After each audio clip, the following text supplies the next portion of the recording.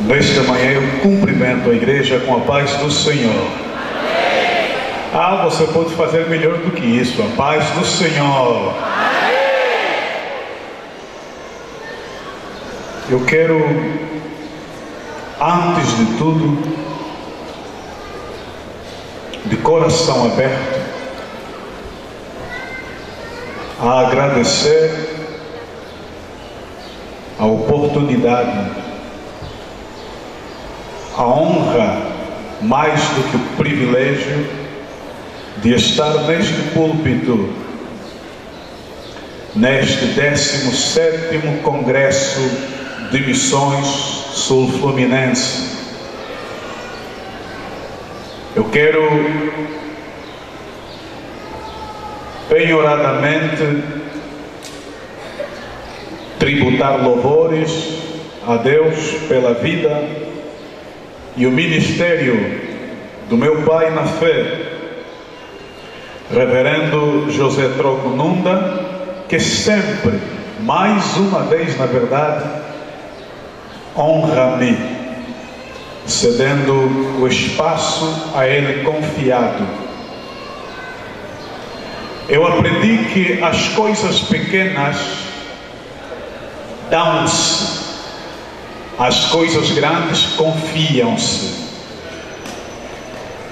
E ser cedido este espaço é uma grande responsabilidade. Entendo que isto não é coisa pequena e, portanto, não me foi dado o púlpito, foi-me confiado, e é um grande peso sobre os nossos ombros. Não menos importante, quero louvar a Deus pela vida, ministério, obra do digno Reverendo Davi Cabral,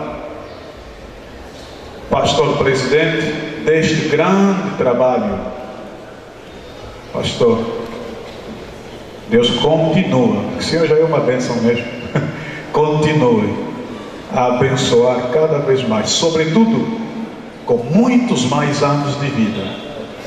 Aleluia!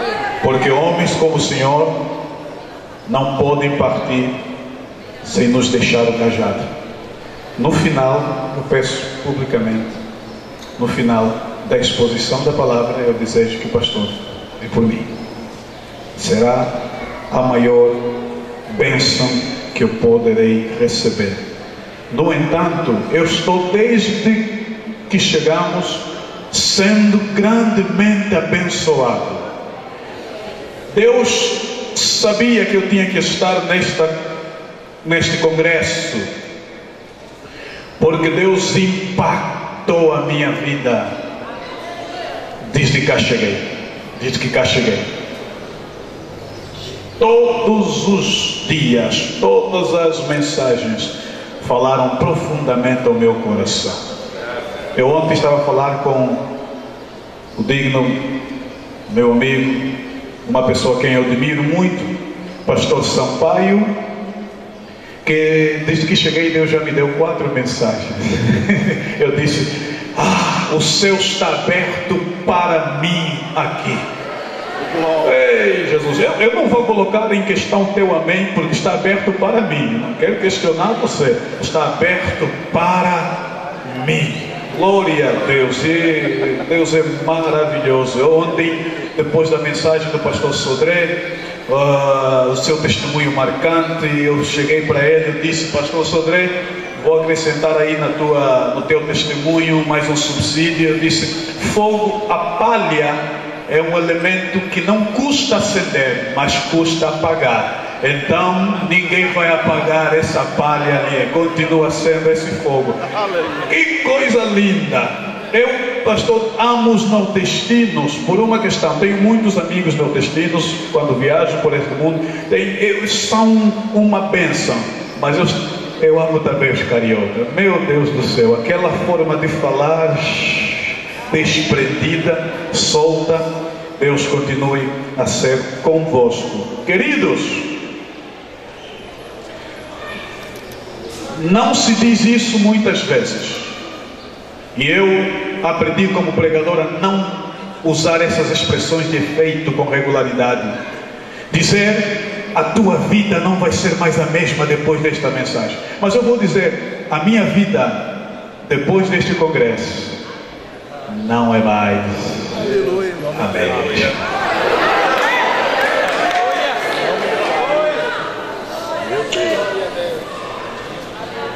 Jesus! Há duas maneiras de aprender. Uma é ouvir dizer e outra é ver fazer. Quer aprender missões? Venha à redonda. Quero convidá-los, queridos, gentilmente a colocarem-se em pé para honrarem não a mim, mas a palavra do Senhor. Vamos abrir nossas Bíblias no livro de Êxodo, Antigo Testamento, livro bíblico, Êxodo capítulo 3. Êxodo capítulo 3. Ontem, quando meu pastor passou a responsabilidade da entrega da mensagem a mim, eu fiquei numa luta, porque é normal, é natural, num evento desta magnitude, quando alguém é convidado para pregar, fazer um esforço de trazer uma mensagem explosiva, marcante, poderosa, quem sabe a sua melhor mensagem. Eu fiquei nessa luta, lhes confesso, nessa tentação de pregar uma mensagem muito linda que Deus me deu há dias, mas eu entendi que eu tenho que ser fiel ao tema. Missões, ouça o gemido dos povos. Não posso pregar outra coisa neste púlpito, nesta conferência, que não seja missões. Por isso eu escolhi ler este texto. Êxodo capítulo 3, quem achou pode dizer amém. Vamos ler até o versículo 9, 1 a 9. Apacentava Moisés o rebanho de Jetro, seu sogro, sacerdote de Midian, e levou o rebanho para trás do deserto e chegou a Horebe, o monte de Deus. Apareceu-lhe o anjo do Senhor numa chama de fogo do meio de uma sarça. Moisés olhou e viu que a sarça ardia no fogo, mas a sarça não se consumia.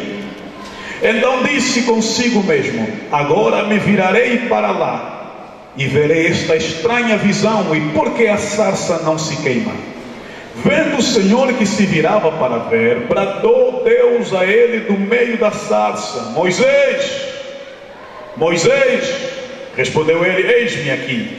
Continuou Deus: não te chegues para cá, tira as sandálias dos pés, pois o lugar em que estás é terra santa. Disse mais: eu sou o Deus de teu pai, o Deus de Abraão, o Deus de Isaque e o Deus de Jacó. Moisés escondeu o rosto porque temeu olhar para Deus.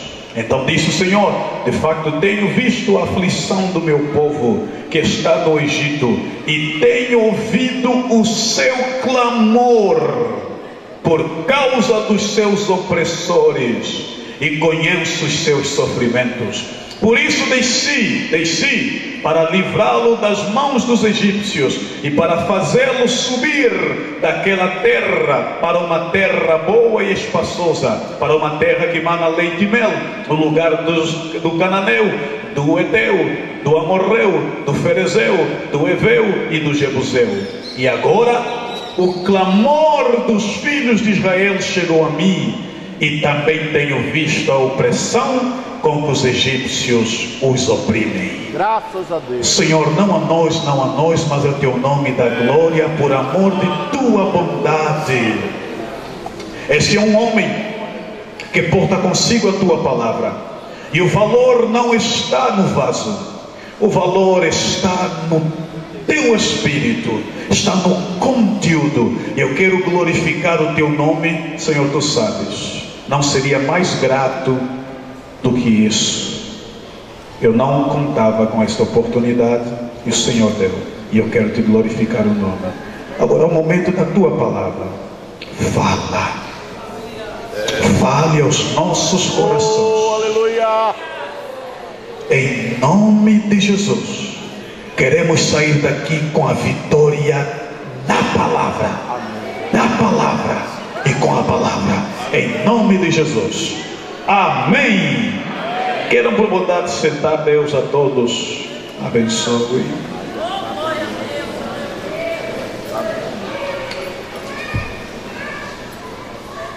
Missões.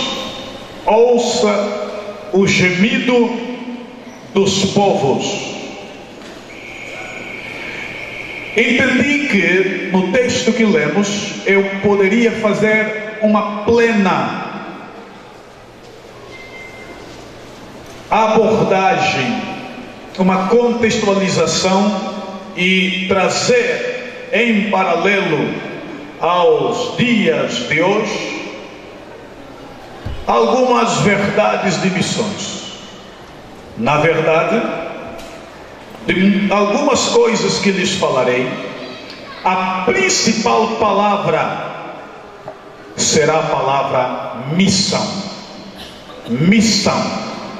Missão. Missão. Pois bem, adequando o texto ao seu devido contexto, eu devo começar essa história lida no capítulo 2 do mesmo livro de Êxodo e também fazer referência a Atos dos Apóstolos, capítulo 7, especialmente, essencialmente, os versículos 23, os versículos 40, 41 e o versículo 45, por uma razão bem óbvia na leitura. É que em Atos, capítulo 7, versículos 23, versículos 30 e o versículo 42, a Bíblia fala da vida dos 120 anos de Moisés, divididos faseadamente em 40. O versículo 23 diz: quando completou Moisés a idade de 40 anos, veio-lhe ao coração ir visitar seus irmãos, os filhos de Israel. O versículo 30 diz: completados 40 anos, apareceu-lhe o anjo do Senhor no deserto do Monte Sinai, numa chama de fogo de um sarçal, que é o texto que nós lemos, Êxodo capítulo 3. O versículo 42 diz: mas Deus se afastou e os abandonou, a que servissem aos corpos celestes, como está escrito no livro dos profetas: oferecestes-me vós vítimas e sacrifícios no deserto por 40 anos, ó casa de Israel. Pois bem, feitas estas leituras, eu devo dizer aos irmãos que a Bíblia nos diz em Êxodo capítulo 2, narrando a continuidade do capítulo 1, em que o povo de Israel é levado a sair de 430 anos de escravatura no Egito.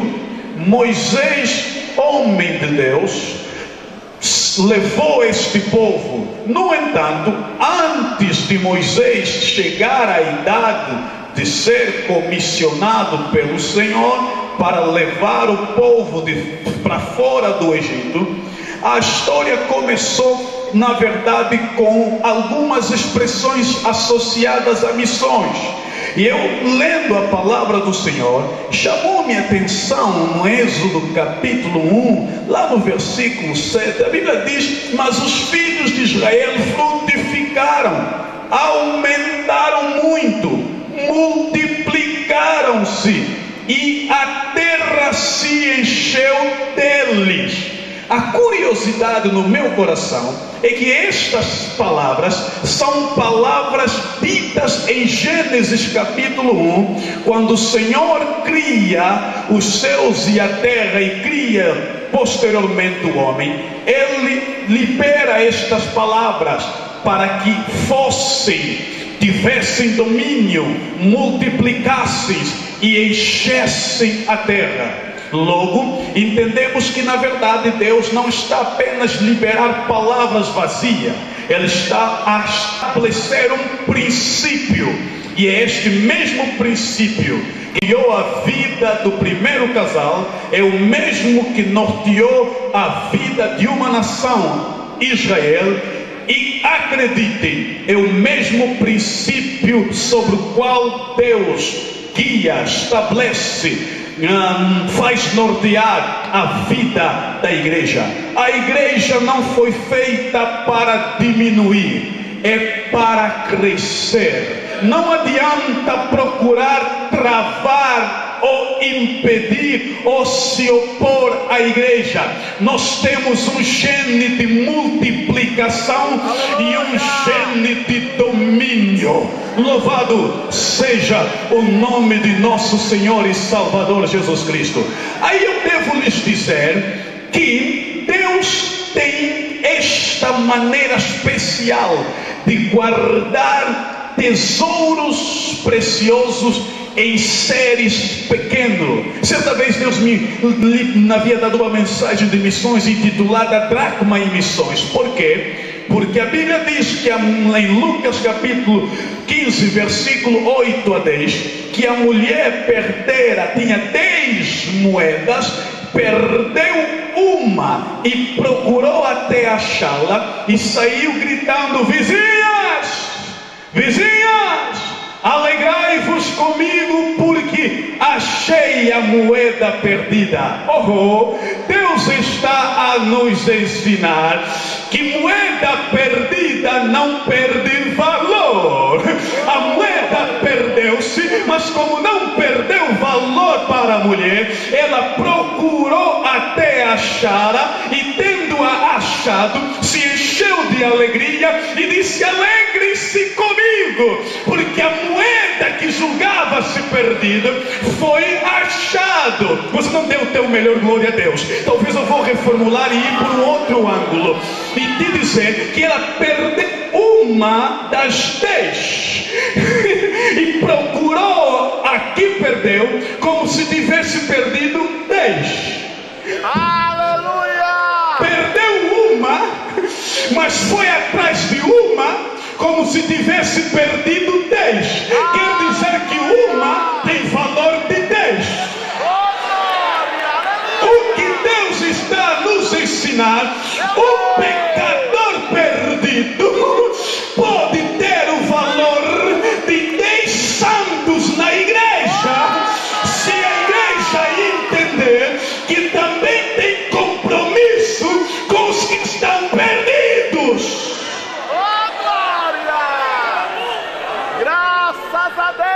E Santo Agostinho disse uma palavra interessante. Santo Agostinho disse que Deus cuida de um como se cuida a todos, e cuida a todos como se cuida um.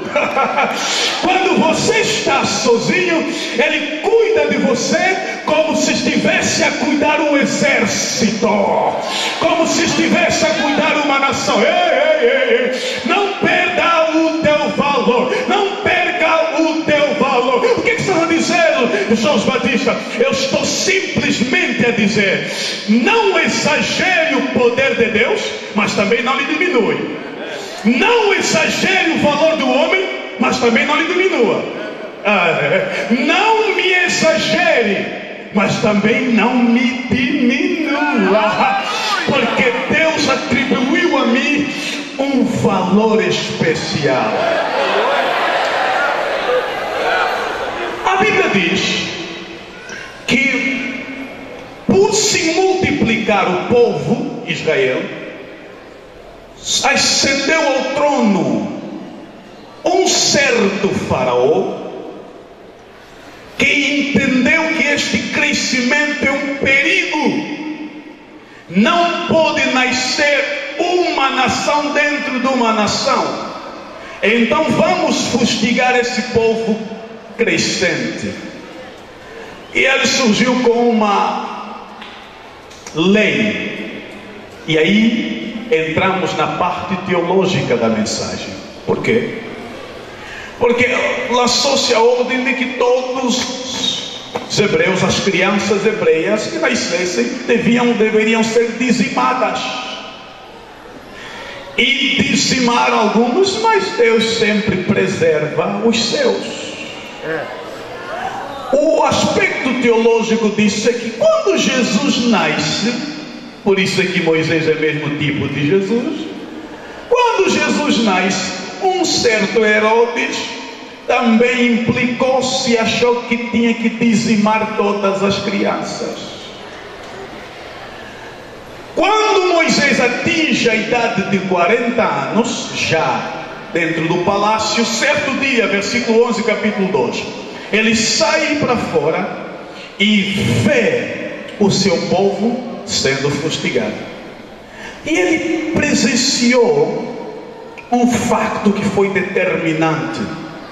É que ele vê, com certeza terá sido um carrasco. Aqui usa uma palavra, é carrasco.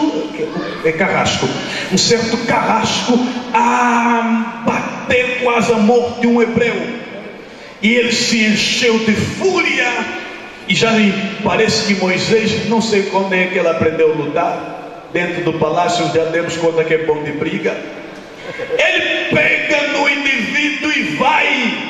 No meu país a gente chama ir às vias de fato. Vai dar uma boa surra. Mas o homem acabou por morrer. E ele enterra-o na areia.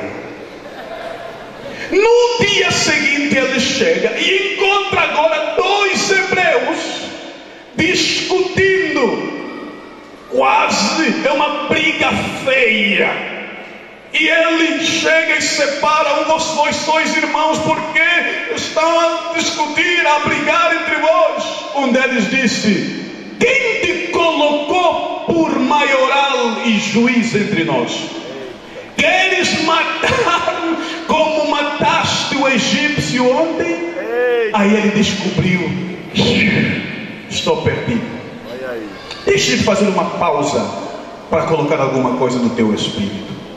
Eu li este texto e eu disse: espera aí, Deus está a me ensinar alguma coisa. Aleluia. No primeiro dia ele sai e vê o egípcio matar o judeu. No segundo dia é a briga e ele é rejeitado.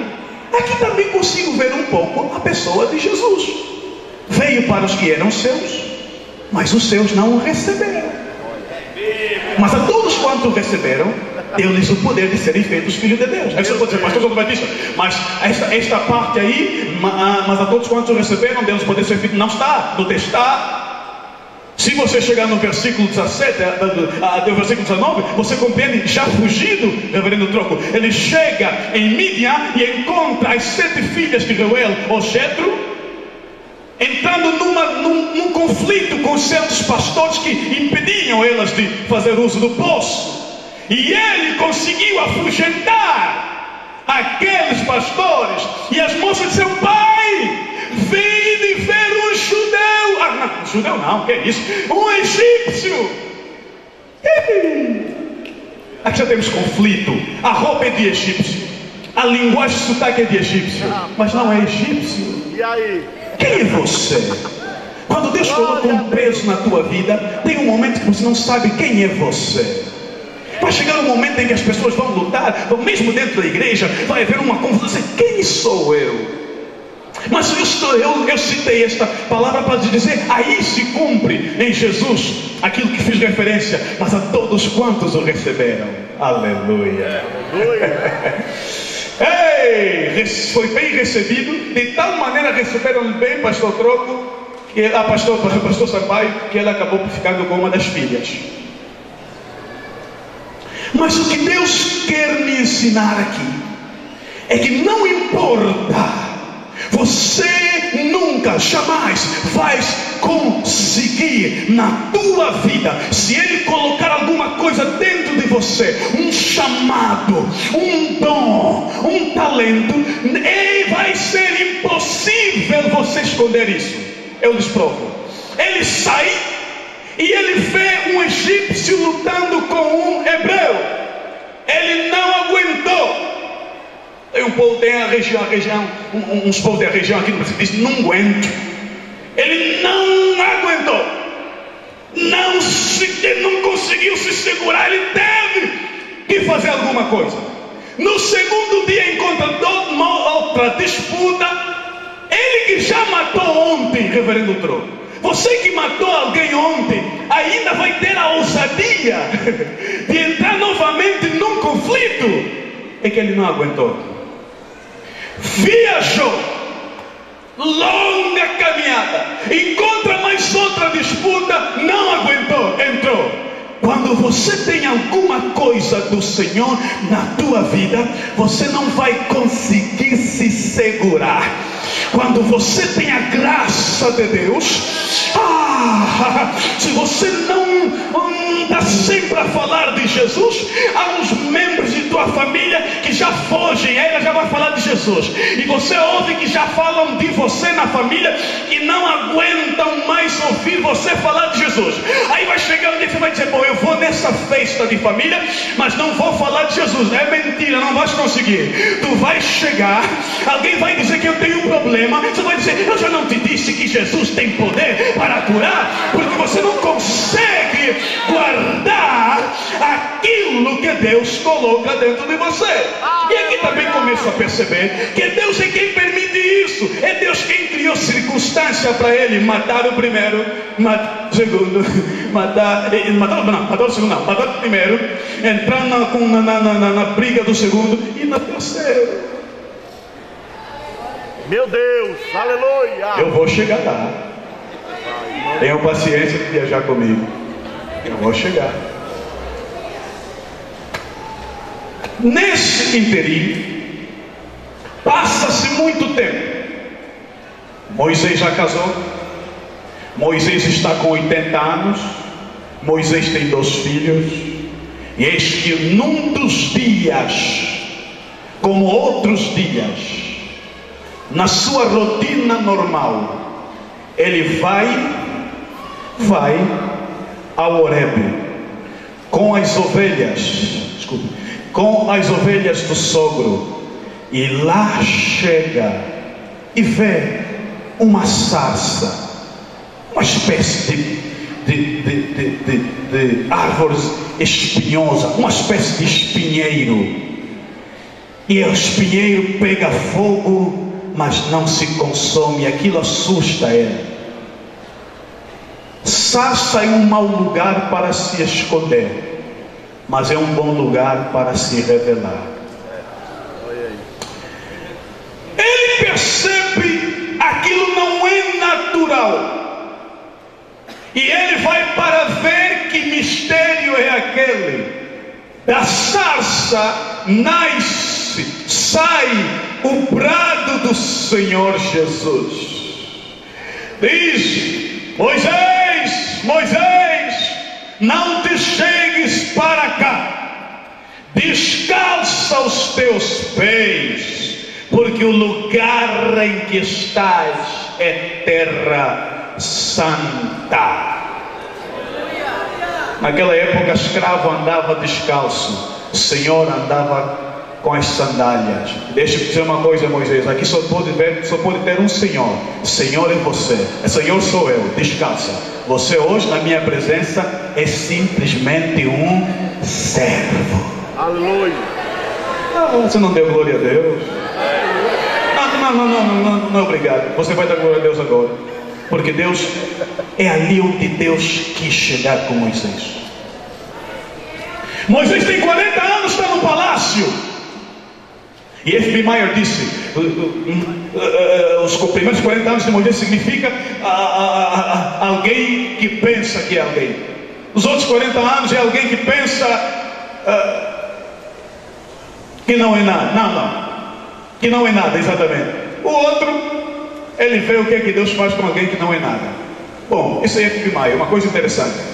Gisele Gomes diz que os 2 primeiros 40 anos representam a nossa vida fazendo coisas para o mundo, e o último representa a nossa vida fazendo a obra de Deus. Ok, tudo bem, isso é interessante. Agora a versão João Batista. Ele está no palácio 40 anos. E o Senhor tira Moisés do palácio e lhe leva para passar 40 anos no deserto.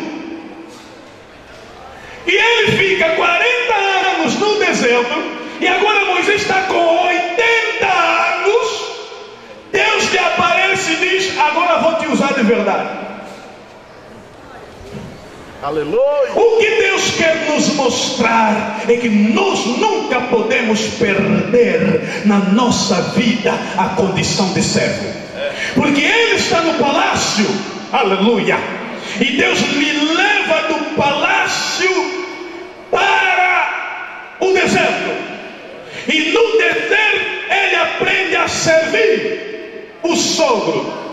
E quando ele já é servo, Deus diz: agora eu te constituirei príncipe do meu povo. Meu Jesus, quando você pensa que é príncipe, eu vou te abater a servo. E quando você pensa que como servo vais morrer do nada, eu vou te elevar a príncipe do meu povo.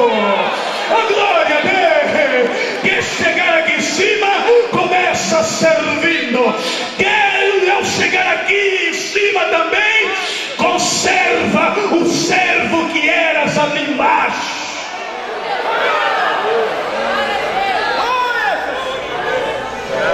Agora o que mexe com o meu espírito, reverendo Davi Cabral,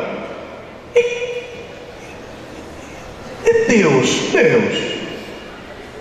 Quando o homem tem 40 anos, o ombro se usar. Agora 80 anos, Deus. 80 anos não é papai e vovó. Senhor, É Deus. o Senhor está usando o vovô Moisés, por quê?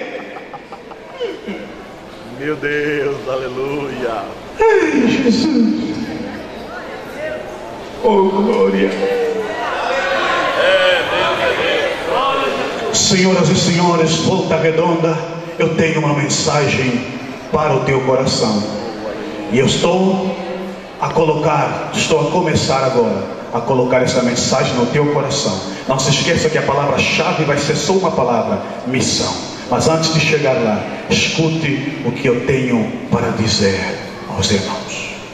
Aos 80 anos, Moisés pensou que a sua vida se limitaria tão somente a guiar ovelhas. Já não esperava mais muita coisa da vida. Já não lhe reservava mais muita expectativa de algo extraordinário ou de algo melhor, de algo bom. Ele está com 80 anos e o Senhor lhe aparece aos 80 anos, porque Deus quer ensinar a Moisés e consequentemente a nós que Deus trabalha ao inverso do que nós pensamos e olhamos. O olhar de Deus, aleluia, não é apenas um olhar geral, é também um olhar nos detalhes circunstanciais de nossas vidas. O que Deus está a ensinar a Moisés, e o que Deus quer ensinar, é que tudo que você fez, Moisés, no Egito, aquele zelo, aquela vontade de ajudar, já é uma revelação do dom que eu coloquei dentro de você, mas não é a obra que eu estabeleci para você. Ou seja, o que você tem que aprender, há uma diferença que entra na mensagem entre profissão e missão. Quando eu uso alguém aos 40 anos, ele está em pleno. Vocês imaginam? Quando a gente quer um emprego, eu quero um emprego aqui em Volta Redonda, já que é uma área industrial, eles vão exigir de mim um CV, um currículo vitae. Mas se eu passar da idade, se eu já tiver 60 anos, por exemplo, eu tenho pouca poucas possibilidades de conseguir este emprego, a menos que seja milagre. Aí já é outra história, aí já é Deus no negócio. Mas humanamente falando, eu diria que é quase impossível você conseguir esse emprego. Aos 60 anos você não está mais em altura de trabalhar ou de entrar para o serviço e começar a trabalhar. Não é continuar, não começar a trabalhar. E Deus aqui quer me ensinar, ao encontrar Moisés aos 80 anos, escuta, eu vou delimitar a tua vida simplesmente a missão. O que eu estou a explicar? Para você entender bem, eu vou explicar com uma história que eu li, por Deus me abençoar com a graça de falar em inglês. Eu li uma notícia no jornal Washington Post dos Estados Unidos. Os Estados Unidos têm dois grandes jornais, e por ser mesmo os Estados Unidos são considerados os dois maiores jornais do mundo, New York e o Washington Post. E no Washington Post havia uma informação no passado mês de outubro do ano passado, em que postou-se na capa do jornal uma fotografia,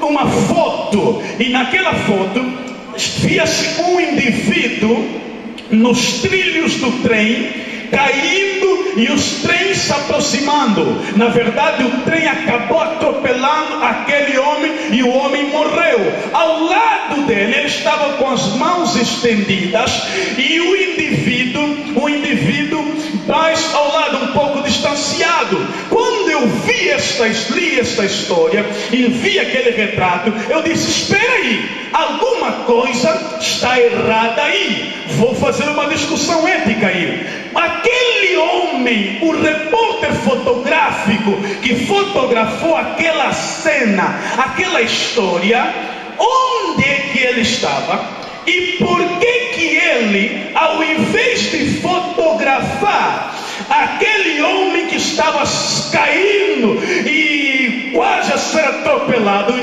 o comboio estava próximo, por que ele não jogou fora a sua máquina? E por que ele não estendeu as mãos para ajudar o homem que estava a morrer? Sabe por quê? É porque aquele homem era um repórter jornalístico e estava ali no exercício da sua profissão. Aqui eu entendi que aquele homem tinha profissão, não tinha missão.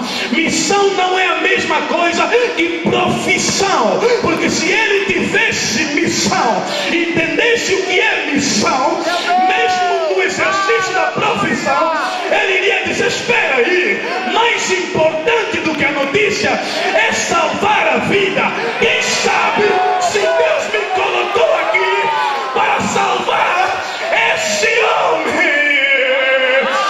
Senhoras e senhores, Deus não nos deu profissão, Deus nos deu missão.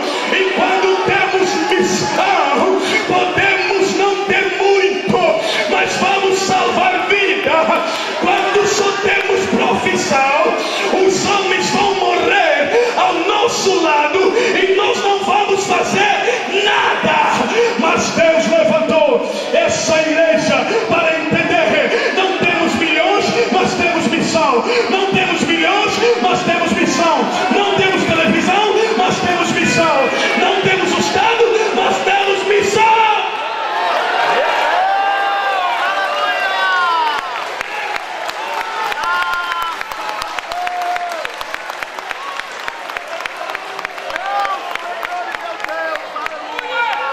Deus está dizendo: Moisés, quando você tinha 40 anos, dava para te usar, seria possível, mas eu deixei aos 80 anos para pensarem que com 80 anos não dá para trabalhar, e eu mostrar que quem tem missão, mesmo com 100 anos,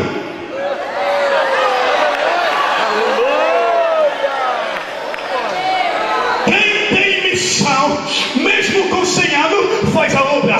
Quem tem missão, mesmo com 600 anos constrói arca. Quem tem missão, mesmo com 100 anos gera Isaac.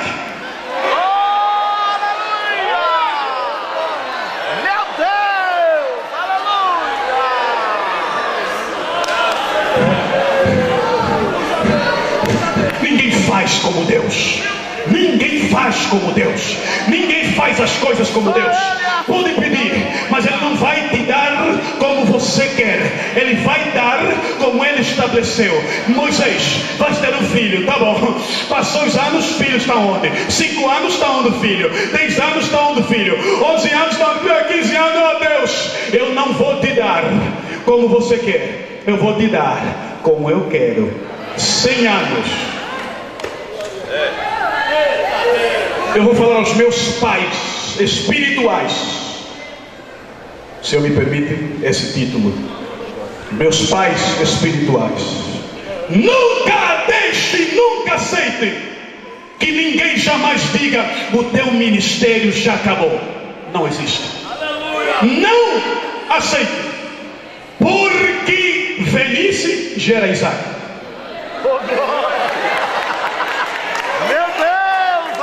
Não é infância que gera Isaac. Não é adolescência que gera Isaac.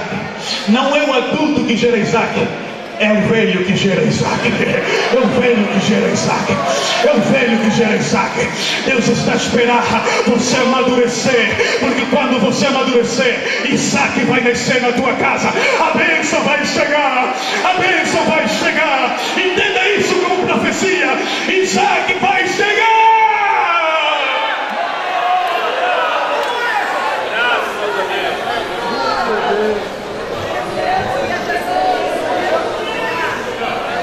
E tem um segredo. Sabe por que Isaac demora? Porque na nossa relação com Deus, Isaac sempre é o que está para ti. Não é o que já passou. Isaac, o tempo de Deus na nossa vida nunca passa. Isaac não é o que passou. Isaac é o que está a vir aí. Hoje eu vou exercitar isso. Não tenho essa prática essa manhã, mas vou exercitar. Olha para o irmão e diz assim: Isaac, o teu Isaac está a vir aí. Isaac não é o que passou, não. Aleluia. Tem gente, reverendo Davi, tem gente, principalmente gente como eu, jovem no auge da carreira ministerial, tem gente se gabando à toa, tem gente se exaltando em vão, tem gente gesticulando, passando por aí à toa, literalmente à toa. Por que o Senhor diz isso? Sim, eu digo que tem gente se gabando à toa. Alguns de nós que estão a dar show no púlpito ainda não é a missão, é só obra dos 40 anos. Ainda não é a missão. Quando chegar o momento da missão, a missão só vai chegar quando já não há mais orgulho no teu coração, quando já não há mais exaltação no teu coração, quando você se cansou de ver a ovelha e cansou-se do sol. É ali que Deus vai dizer: agora é que eu vou usar você. Pastor, como é que o Senhor diz isso? Eu vou voltar à ilustração que eu fiz. Aquele jornalista, eu aprendi isso através de uma televisão brasileira, TV Globo, passa publicidade. Eu aprendi essa palavra. Aquele homem, ele queria simplesmente um furo de reportagem. Os irmãos não imaginam a briga que há entre os órgãos de comunicação, as televisões e rádio, para conseguir uma notícia que o outro não consegue. E aquele homem naturalmente pensou: essa notícia vai bombar, e é só o meu jornal quem vai noticiar. Vou congelar, Jesus, vou congelar o momento. Jovens pregadores como eu, Deus não congela momentos. Deus não congela momentos. Sabe por quê? Porque Ele tem um outro momento. Ele não vai congelar o momento do hoje se Ele tem um momento do amanhã para você. Nós temos a mania de pensarmos que Deus está nos usando como ninguém. Senhoras e senhores, o que você está a fazer, alguém está a fazer 10 vezes melhor. Meu Deus, aleluia. Espírito Santo. Eu ontem chorei quando vi o vídeo do Ministério Flor de Lis. Quem dizer que estou a fazer uma obra, precisa ver aquele vídeo e entender que alguém está fazendo uma grande obra. Meu Deus. Vamos lá. Vamos lá. Eu quero lhes mostrar o que é que Moisés encontrou na sarça. O que é que Moisés encontrou na sarça? Moisés encontrou algumas coisas na sarça. Em primeiro lugar, na sarça, Moisés se encontrou no tempo de Deus para a sua vida. A primeira coisa, na sarça, quando a sarça arde, Moisés se encontrou com ele mesmo no tempo de Deus. Não é só a sarça que ardeu, queridos. O coração de Moisés, a partir daquele momento, começou a arder por sua missão, sem se apagar jamais. Quem não tiver a experiência da sarça, a missão, a obra, a missão não vai arder no seu coração. Mas todo homem que se encontrar com Deus na sarça, a partir daquele dia, a missão vai arder em seu coração. Quando eu lhes disse que a minha vida não é mais a mesma depois desse congresso, é só uma forma de dizer: a chama da missão que já estava no meu coração só passou a arder muito mais. Aqui em Volta Redonda eu me encontrei no tempo de Deus. 1997 Deus começou a falar sobre o meu ministério, e uma das coisas que Deus me disse é que eu te levarei pelo mundo afora. Mas há uma nação que Ele falou com muita incidência: eu te levantarei e te usarei no Brasil. 97, não passou 97, 98, 99, 2000, eu já não acreditei mais, aí desisti. 2000, 2001, 2002, 2003, 2004, até que chegou 2010 e Deus começou a abrir as fronteiras dessa nação para a minha vida aqui. Mas vou lhes dizer uma coisa: disse que tenho vindo cá 2008, nunca o fogo da missão se acendeu como esse ano. Eu não estou a falar aqui por pura demagogia ou para fazer agenda, é a verdade do meu coração. Eu me encontrei na sarça no tempo de Deus para a minha vida.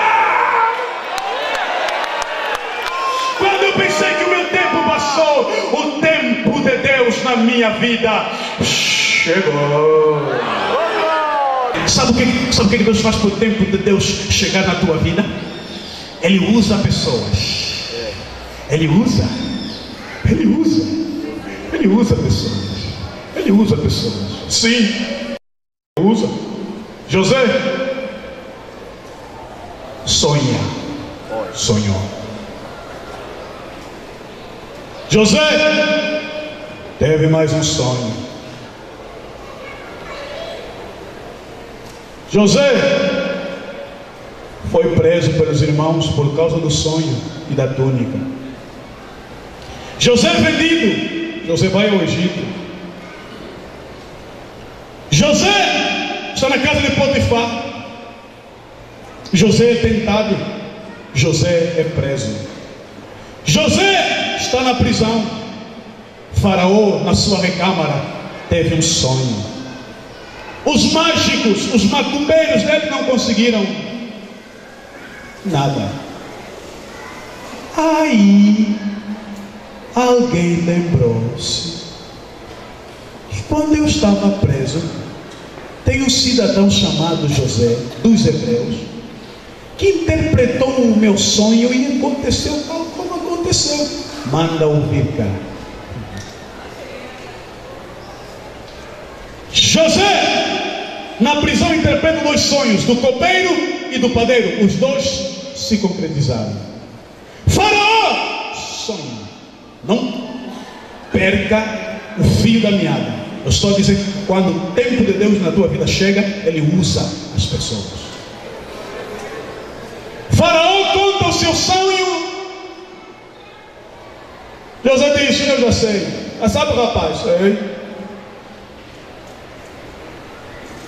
José passa a interpretação toda e concretiza-se no sonho.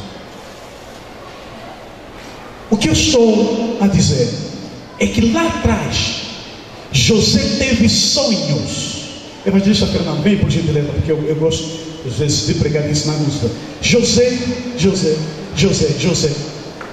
teve sonhos aqui, e nesses sonhos apontava para a ascensão no palácio.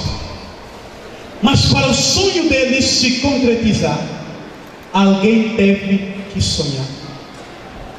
Para o sonho dele se concretizar, alguém teve que sonhar para as portas da prisão se abrir.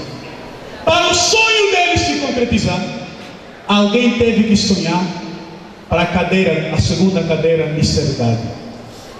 Não glorificou Deus ali? Aleluia. Quando ele esteve na casa do seu pai, ele sonhava, mas não interpretava. É verdade. Quando ele chega no palácio e na prisão, ele não sonha, mas interpreta. Entre estar aqui e chegar aqui, José cresceu. Porque sonhar todo mundo sonha. Quero ver quem vai interpretar. Se aqui só sonha e não interpreta, ali não sonha, mas interpreta, é porque ele cresceu e Deus usou as pessoas. É por isso que eu estou a dizer: não se vanglorie, porque o teu bicho está a voar. É só 40 anos, é só sonho, não estás a interpretar ainda, mas Deus não vai parar com você. Quando chegar aos 80 anos, Ele vai te usar também com dom de interpretação.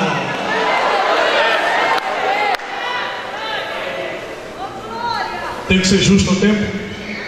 Eu vou terminar. Primeiro, eu disse na sarça, obrigado, evangelista, pode sentar. Moisés se encontrou no tempo de Deus para a sua vida. Não existe tempo perdido para quem está no deserto. Vou repetir. Não existe tempo perdido para aquele que Deus coloca no deserto. Por quê? Porque no deserto nós não perdemos coisas, ganhamos. No deserto nós ganhamos. Quando Deus prova você, Ele não está a tirar nada, Ele está a acrescentar algumas coisas na tua vida. Pastor da África, ora por mim, que eu estou a passar na prova. Eu vou orar, mas se ainda não se acrescentou nada, vai continuar na prova. Eu só vou te contar um segredo: quando você sair da prova, vai sair com testemunho para a glória de nosso Senhor e Salvador Jesus Cristo. Quem está na prova, escute: você não vai perder coisas, você vai ganhar.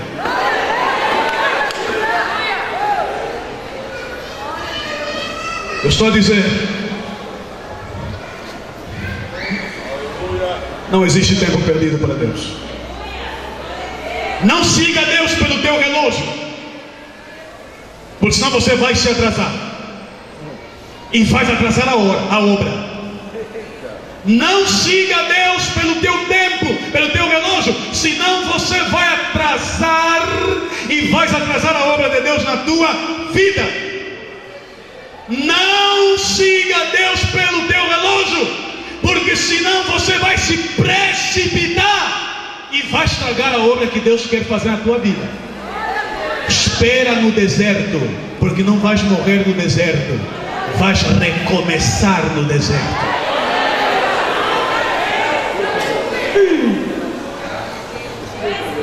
Eu aprendi isso na minha vida, que no deserto, nas provações, o tempo joga a favor de Deus, nunca joga contra.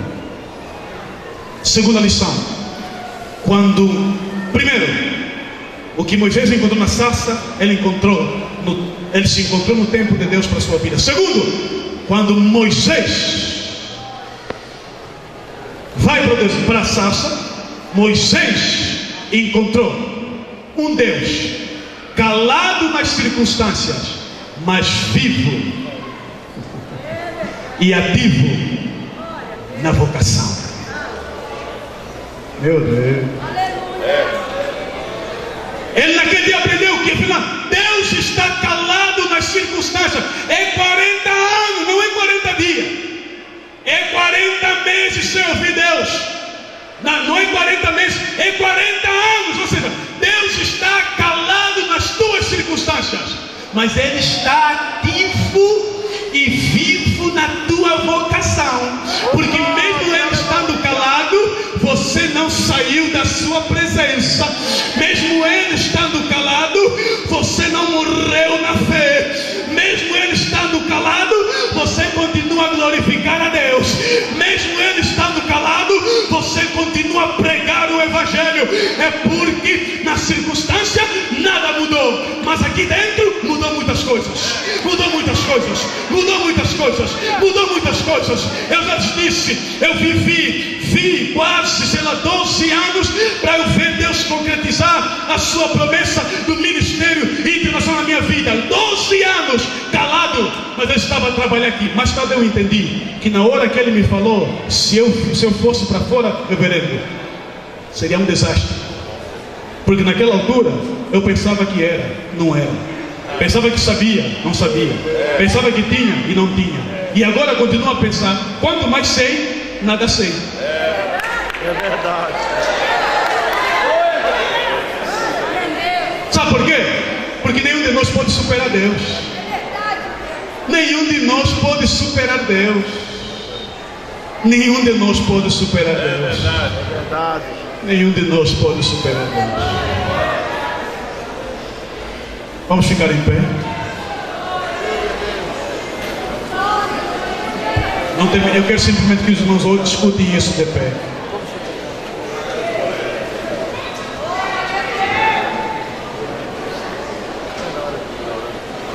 Meu Deus, aleluia. Repita comigo, levanta as mãos uma vez assim. Quando Deus acende a sarça, Ele não está a coroar um objeto. Ele não está a coroar um objeto. Ele está a convocar um homem. Está convocando um homem. Se você ver uma sarça arder, Ele não está a chamar tua curiosidade para a sarça. Ele está a te convocar naquela sarça. Que Deus abençoe o povo do Senhor. Muito obrigado mais uma vez, reverendo. Aí eu peço que o Senhor ore por mim. Aleluia. Glória a Deus. Estenda a sua mão aqui para frente. Pastor Troco. E pôr as mãos. Soberano e eterno Deus. Oh, Remachai, Andaramasu e Andaraias. Te louvamos, oh Deus, pela vida do pastor Jorge Batista. E pedimos a tua bênção, Senhor, para continuar a movê-lo, a usá-lo, a dar-lhe os dons necessários na consecução do seu ministério.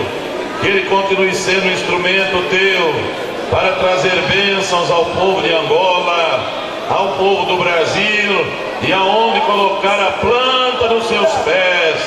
Deus eterno, é o Senhor quem chama, é o Senhor quem usa, é o Senhor quem glorifica o teu nome em vasos de barro. Pedimos a tua bênção sobre ele, sobre toda a sua família. Ó Deus, guarda os seus passos, a sua vida, o seu ministério, que seja um ministério profícuo, frutífero, abençoado e abençoador. Nós oramos nesta manhã, agradecidos pela instrumentalidade do teu Filho, para nos trazer uma porção dos céus a cada coração aqui presente. Te glorificamos, te exaltamos e te suplicamos estas bênçãos em nome de Jesus.